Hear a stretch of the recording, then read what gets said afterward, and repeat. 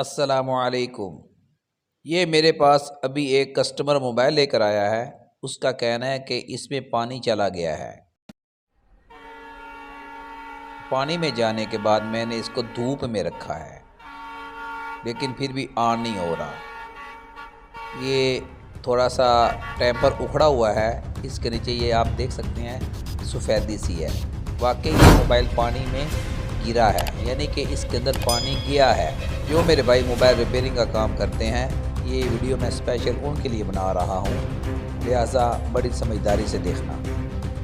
Mobile में पानी चला जाए, दो काम कभी नहीं करने। एक, उसको धूप में नहीं रखना, और दूसरा, उसको चार्जिंग पर नहीं लगाना। मोबाइल को फ़ौरन खोल देना है और उसका पानी खुश्क करना है। मोबाइल बोर्ड में पानी चला जाए तो वो ऐसे ही है जैसे डूबते को तिनके का सहारा। अगर कोई अच्छा कारीगर सही तरीके से उसको पहली दफ़ा ही रिपेयर कर सकेगा तो वो एक्टिव हो जाएगा, मोबाइल ऑन हो जाएगा। अदरवाइज़ डेड तो वो पहले ही है।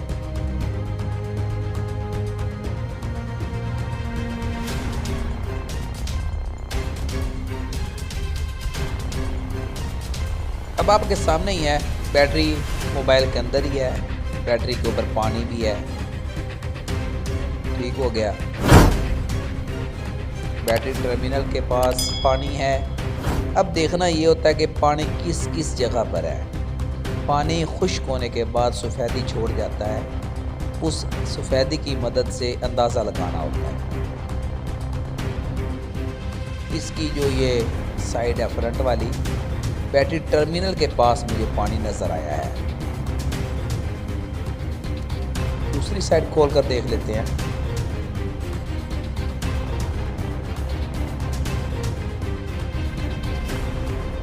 वीडियो को स्किप ना करना, क्योंकि मोबाइल में अगर पानी चला जाए तो मैं आपको पहले बता रहा हूँ, डूबते को तिनके का सहारा ही होता है। पहली दफ़ा अगर कोई कारीगर इसको ठीक और अच्छे तरीके से ऑन कर दे तो ठीक है, अदरवाइज़ ये ऑन नहीं होते फिर दोबारा।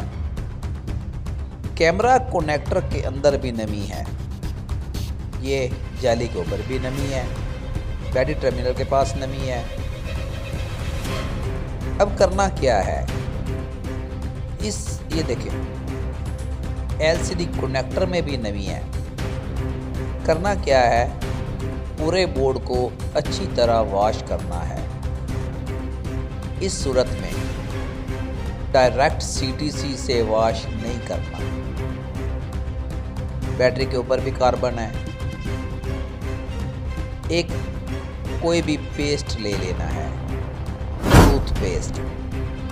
बोर्ड के ऊपर थोड़ा सा लगाने के बाद, थोड़ा सा पानी लगाने के बाद ब्रश की मदद से अच्छी तरह रगड़ना है।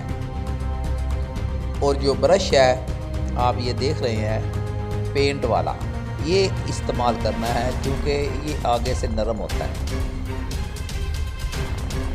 हर एंगल से इसकी अच्छी तरह सफाई करनी है।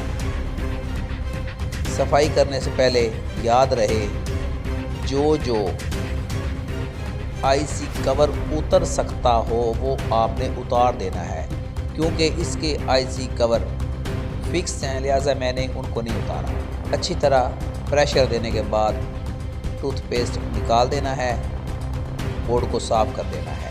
टिश्यू की मदद से बोर्ड के ऊपर जहाँ जहाँ पानी है उसको खुश्क कर देना है।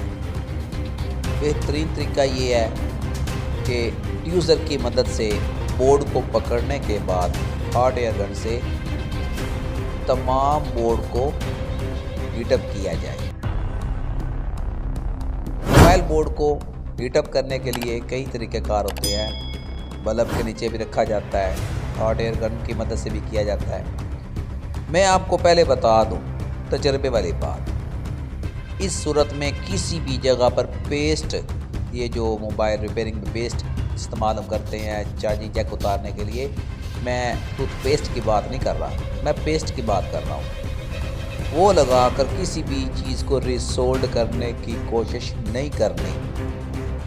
सिर्फ पेस्ट यानी कि टूथपेस्ट उसके ज़रिए, पानी के ज़रिए अच्छी तरह वॉश करना है बोर्ड को। उसके बाद CTC बहाना है ताकि पानी निकल जाए बोर्ड में से। हॉट एयर गन से खुश्क करना है और जहाँ जहाँ बॉडी के ऊपर पानी के आसार हों वहाँ से अच्छी तरह CTC और कॉटन की मदद से साफ़ कर देना है। बोर्ड खुश्क हो चुका है तो करना क्या है, मोबाइल को ऑन करने से पहले शॉर्ट चेक करनी है। शॉर्ट चेक करने के लिए मीटर को X100 की रेंज पर रख के V बैट वाले पॉइंट पर आपको पता होना चाहिए शॉर्ट चेक करनी होती है। ये देखें सुई आगे जाने के बाद वापस आ गई है, लिहाजा मोबाइल बोर्ड शॉर्ट नहीं है। अब बैटरी डाल देनी है। अगर मोबाइल शॉर्ट होता तो इसके और तरीक़ाकार थे काम करने के, लेकिन शॉर्ट नहीं है। ये देखें बैटरी मैंने डाली है, मोबाइल एक्टिव हो चुका है। अब दो चीज़ें चेक करनी है, एक टच काम कर रहा है और दूसरा चार्जिंग। टच वर्किंग कर रहा है, चार्जिंग चेक कर लेनी है। ठीक है जी, टच भी काम कर रहा है और चार्जिंग भी स्टार्ट हो चुकी है।